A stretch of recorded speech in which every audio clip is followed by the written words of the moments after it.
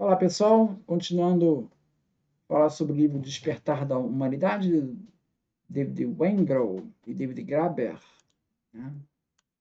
Bom, eles então estão nessa perspectiva de que estão querendo contestar a ideia de revolução agrícola, tá?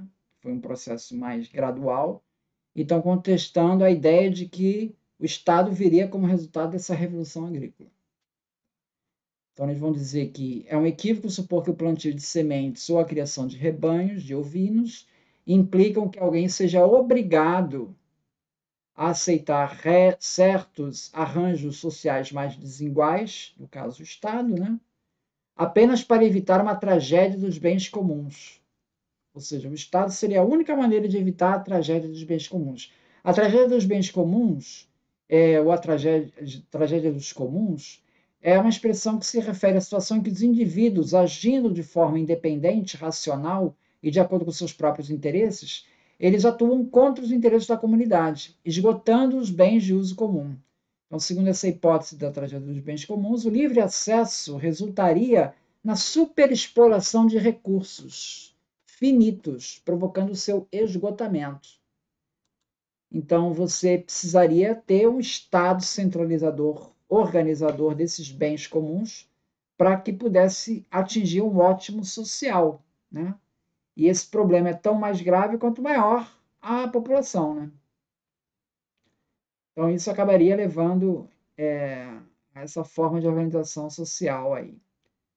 Bom, ele está contestando isso, né? A maioria das obras gerais sobre a história humana, de fato, pressupõe que algo assim tenha acontecido, mas quase ninguém, diante de questionamentos mais incisivos, defenderia a todo custo tal suposição, pois ela é uma falácia evidente.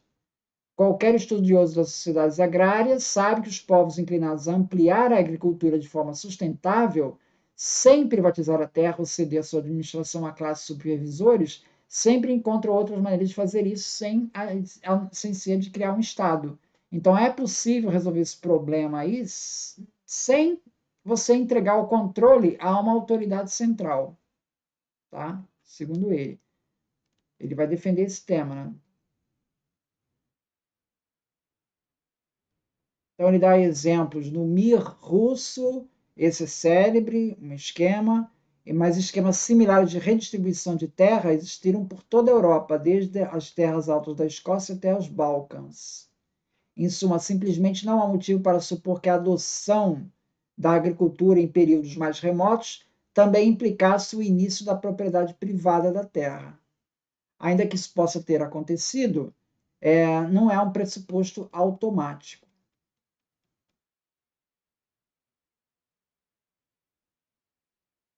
Então, isso são resultados da ciência arqueológica, né? Então, aquela ideia de que a invenção da agricultura nos levou ao Estado e aí aos grandes impérios assírios, burocratas chineses e reis sols inca, né? Isso tudo isso a arqueologia mudou essa concepção. Um outro argumento que ele usa é se você for analisar os centros independentes de domesticação de plantas e animais, tá? E aí nós estamos falando da Índia, onde era domesticado o pães, África Ocidental, também com pães, Nova Guiné, banana, inhame, América do Sul, com mandioca, amendoim, América do Norte, com girassol, a Mesoamérica, com milho, feijão, abóbora, Peru e Equador com feijão de lima, feijão espada, abóbora, o crescente fértil, com trigo, cevada e o gado bovino, o Tibete oriental, trigo, sarraceno, a China setentrional, com pães, sua soja, suínos, o Japão setentrional, com capim, bardana, soja, enfim, nós temos várias áreas em que teriam surgido a agricultura. Essas são algumas que foram citadas e são comprovadas pela arqueologia. Então, tem vários. O crescente fértil é a mais pesquisada. Tá? Então, segundo ele, nenhuma dessas áreas aí seguiu uma trajetória linear que ia do cultivo das plantas à formação do Estado. esse percurso foi bem mais irregular do que esse modelo teórico construiu. Na realidade, temos todos os motivos para crer que a agricultura, no caso das Américas, lá da Califórnia, ela chegou na Califórnia na mesma época em que surgiu em todas as outras partes da América do Norte. Porém, o que ocorreu foi que, a despeito de uma ética de trabalho que valorizava a laboriosidade e um sistema regional de trocas que teria permitido a rápida difusão das inovações, as pessoas que lá viviam rejeitaram a prática com a mesma firmeza com que se recusavam a adotar a escravidão. Então, desde que a nossa espécie existe, houve apenas dois períodos climáticos que favoreceram o surgimento da agricultura. O primeiro foi o período interglacial eemiano, por volta de 130 mil anos atrás. Mas ali não vingou muito. Essas experiências de agricultura não tiveram muita continuidade. O segundo período foi o chamado período Holoceno, por volta de 12 mil anos atrás. E aí sim surgiu a agricultura em vários lugares do mundo, tá? Mais ou menos. Então, ali surgem os primeiros cultivadores, tá? Hoje, nós estaríamos passando por uma era que os analistas chamam de antropoceno. Então, não é mais o holoceno, é o antropoceno. Por quê? Antropos quer dizer o homem, quer dizer, o homem, as atividades humanas são os principais fatores da mudança de clima. Então, alguns já dão esse nome para antropoceno, essa fase atual que a gente passa.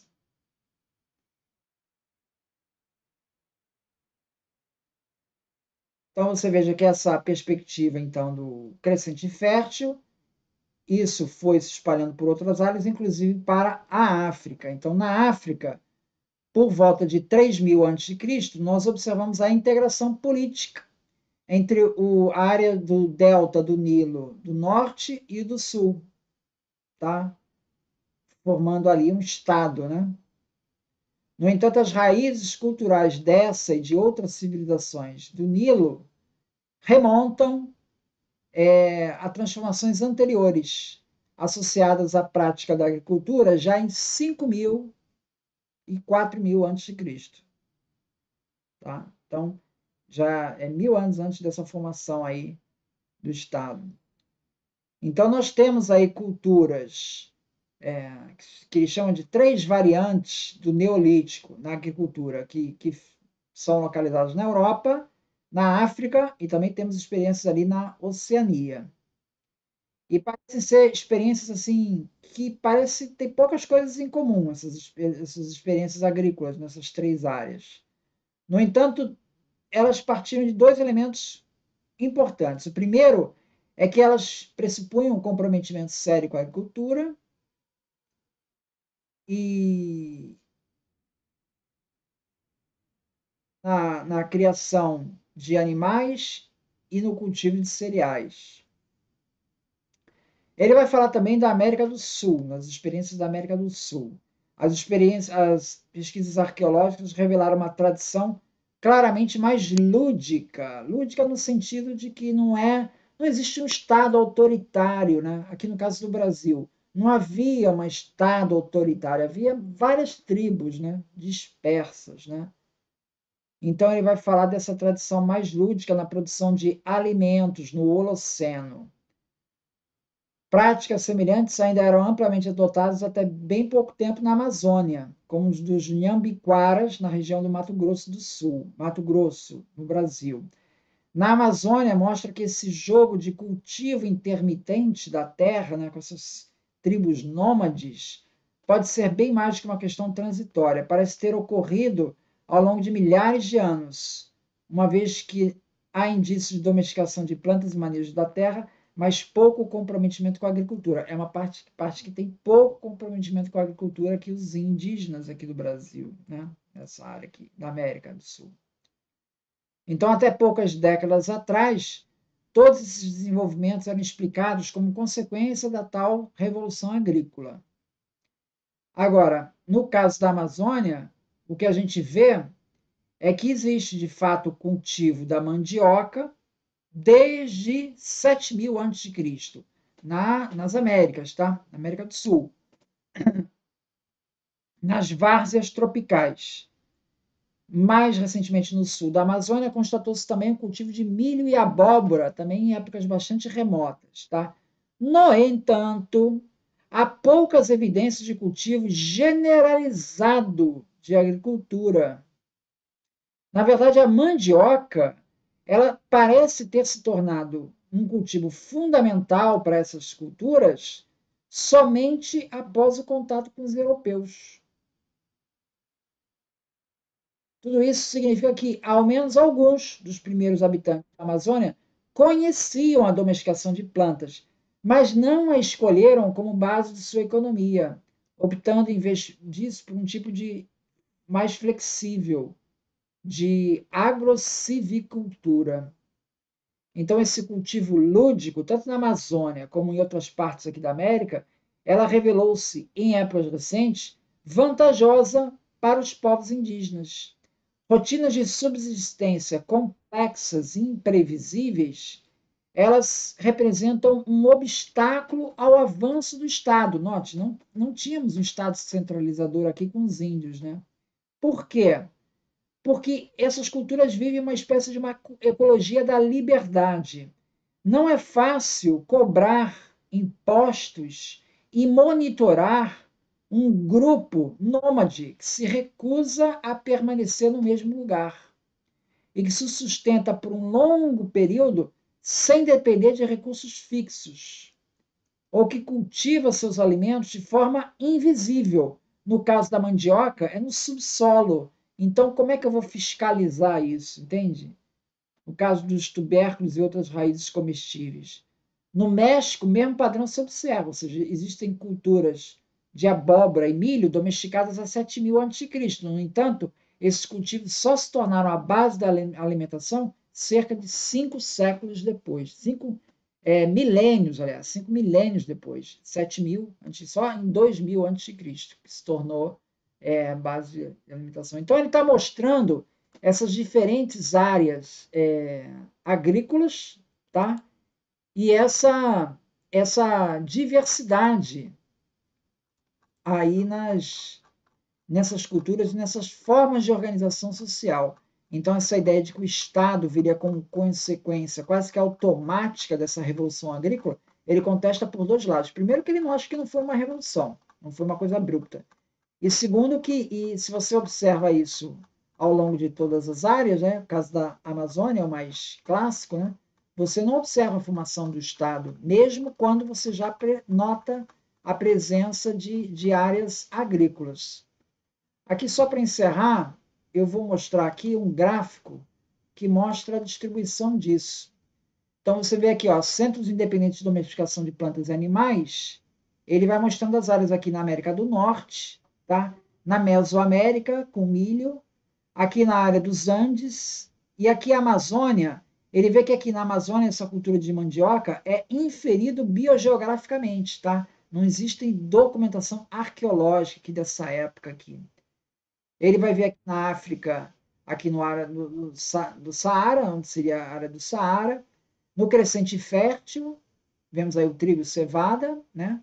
No Tibete Oriental, na China, no Japão, na Nova Guiné e na Índia. Então você vê que tem, mais ou menos no mesmo período, diferentes áreas onde vai surgindo a agricultura. E as formas desses desenvolvimentos, elas são bastante díspares. Apesar de que a pesquisa ela está muito mais avançada no Crescente Fértil. Nessas outras áreas, a pesquisa ainda começa a aparecer. Então, é possível que no futuro tenhamos mais trabalhos falando sobre essa questão do surgimento da agricultura e da relação com o Estado. Muito obrigado, então.